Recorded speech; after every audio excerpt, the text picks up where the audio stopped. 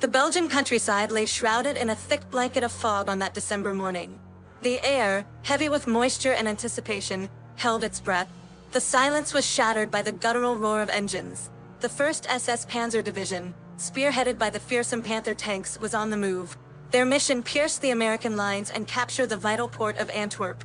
This was the beginning of Hitler's last gamble, the Ardennes offensive. Stavelot, a small town nestled in the Amblève Valley, became the focal point of a fierce clash.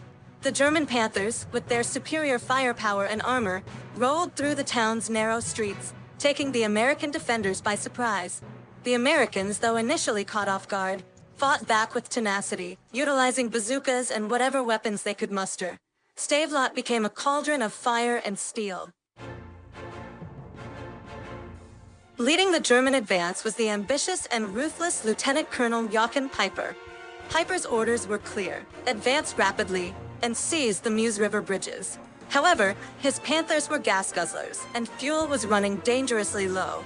Peiper made a fateful decision to divert his forces towards an American fuel depot near Stavelot. The capture of this fuel depot became critical for the success of his mission. As the battle raged, the Germans deployed their trump card, the colossal King Tiger tank. Armed with the devastating 88mm gun and boasting almost impenetrable armor, the King Tiger was a terrifying sight for the American soldiers. Its presence on the battlefield tilted the balance of power, striking fear into the hearts of even the most seasoned American veterans. The Americans, however, were not easily deterred.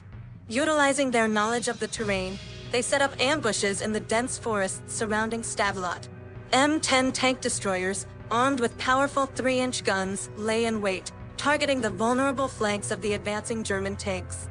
The Americans fought with grim determination, exploiting every opportunity to slow down the German advance.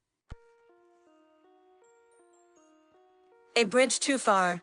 The Americans stand at Trois-Ponts. Peiper, desperate to maintain momentum, pressed on towards the Meuse River, a vital crossing point. However, at the town of Trois-Ponts, he encountered stiff resistance. The Americans, determined to hold the line, had blown up the bridge, denying Peiper's forces a crucial crossing.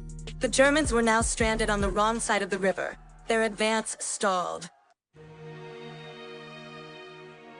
Retreat and repercussions. With fuel dwindling and the Americans putting up fierce resistance, Peiper was forced to make a difficult decision. He ordered his forces to retreat, abandoning their vehicles and any hope of achieving their objectives. The Battle of Stavelot, though a tactical victory for the Germans, had come at a heavy cost.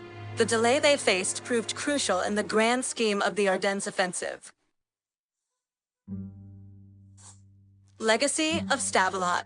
The Battle of Stavelot serves as a stark reminder of the ferocity of the fighting during the Ardennes offensive. It highlighted the effectiveness of German armored tactics, particularly the use of the Panther and King Tiger tanks. However, it also showcased the tenacity and resilience of the American soldiers, who fought bravely against overwhelming odds.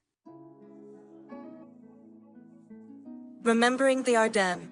Today, the Ardennes region bears the scars of this brutal conflict. Memorials and cemeteries stand as solemn reminders of the sacrifices made by soldiers on both sides.